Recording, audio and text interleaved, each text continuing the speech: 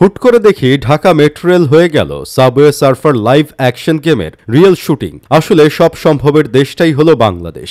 সেখানে সবকিছুই হয়। কেউ বিমানের চাক্কায় করে দেশ ভ্রমণ করে, আবার কেউ মেট্রো রেলের ছাদে উঠে ঢাকা ভ্রমণ করে। আপনারা হয়তো ইতোমধ্যে জেনে গেছেন, সেদিন মেট্রো রেলের ছাদে উঠে গেছিল একটা বিশেষ প্রজাতির জিনিস খাওয়া পথশিশু। তাকে নামানোর দৃশ্যটা দেখে আমার সাবওয়ে সার্ফার গেমে ধরা পড়লে পুলিশ যেভাবে নিয়ে যায়, সেই দৃশ্যটার কথা মনে পড়ছে। আসলে পৃথিবীর সকল বিনোদন যেখানে শেষ, বাংলাদেশের বিনোদন সেখান থেকেই শুরু। দুনিয়ার সকল বিনোদন শেষ হয়ে গেলেও কোনোদিন আমাদের বাংলাদেশের বিনোদন শেষ হবে না।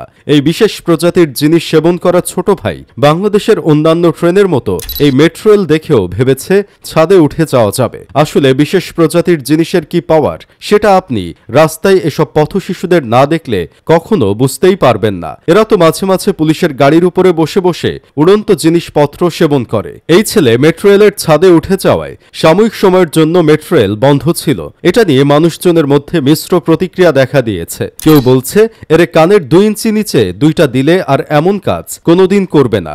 আবার কেউ বিশেষ প্রজাতির জিনিস খেয়ে টাল হয়ে ছাদে উঠে যাওয়া ছেলের পক্ষ নিয়ে বলতেছে, ছেলেটাকে নিয়ে এভাবে মজা করা বা কথা বলা ঠিক হচ্ছে না, কারণ তার আচরণ দেখে স্বাভাবিক মনে হচ্ছে না, মনে হচ্ছে ছেলেটা প্রতিবন্ধী। এর জবাবে আবার অনেকেই বলছে, এর জন্য যে অনেক মানুষ এত সময় ধরে হয়রানি হলো সেটার কি হবে। সব জায়গায় শুধু দয়া দেখালেই হয় না, এত বেশি দয়া মায়া দেখানোর জন্য এরা আজকে রেলের মাথায় উঠছে, আপনাদের মাথায় উঠছে। এভাবে চলতে থাকলে একদিন আপনাদের মাথায় উঠে এরা হাগু করে দেবে, তখন মায়া দেখায়েন। এমন সস্তা মায়া না দেখিয়ে যদি পারেন এগুলোকে ধরে নিয়ে কোনো রিহ্যাব সেন্টারে ভর্তি করিয়ে দেন। তবে আমার এই গাম খাওয়া পোলাপানের পক্ষেও কোনো কথা নাই, বিপক্ষেও কোনো কথা নাই।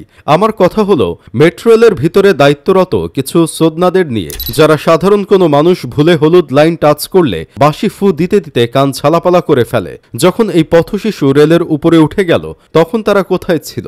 তখন কি বাঁশিটা নিজেদের জায়গা মতো ঢুকিয়ে ঘুমিয়ে পড়ছিল নাকি? এই ছেলে নাকি 50 টাকা দিয়ে টিকিট কেটে মেট্রো রেলের ছাদে উঠে গেছে। অথচ আমরা মেট্রো রেলে গেলে কোনো ব্যাগ দেখলে কিছু সিকিউরিটি গার্ড এমন ভাব মারে যেন আমরা অবৈধ কিছু নিয়ে রেলে উঠে গেছি। বিশ্বাস করবেন না ভাই, আমি একবার ফ্যান নিয়ে উঠেছিলাম, আমাকে ব্যাগ খুলে 3 বার সার্চ করছে।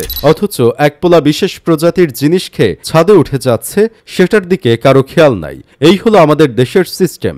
এসব দেখে তো আমার বন্ধু ভণ্ড মাহি বলতেছে, আর আমরা সুস্থভাবে যদি ফুল নিয়ে মেট্রোতে যাই, তাহলেই তাদের আবার পেছনে চলে, অন্যের ভালো সহ্য করতে পারে না। আমরা প্রেমিক প্রেমিকারা তো ফুল নিয়েই যাইতে চাই, ফুল নিয়ে তো আর ছাদে উঠতে চাই না। নায়কের মতো ছাদে উঠে তো আর প্রপোজ করতে চাই না। যত রুলস শুধু আমাদের জন্য, সেটাই ভাই। মাংস নেওয়া নিষেধ, অমুকটা নেওয়া নিষেধ, তমুকটা করা নিষেধ, কিন্তু প্রতিবন্ধীরা ছাদে উঠে যায় আর তারা নাক ডেকে ঘুমায়। কি আর বলবো, শুধু বলতে হয় বাংলাদেশে জন্মগ্রহণ না করলে অনেক ধরনের বিনোদন থেকে বঞ্চিত হতাম।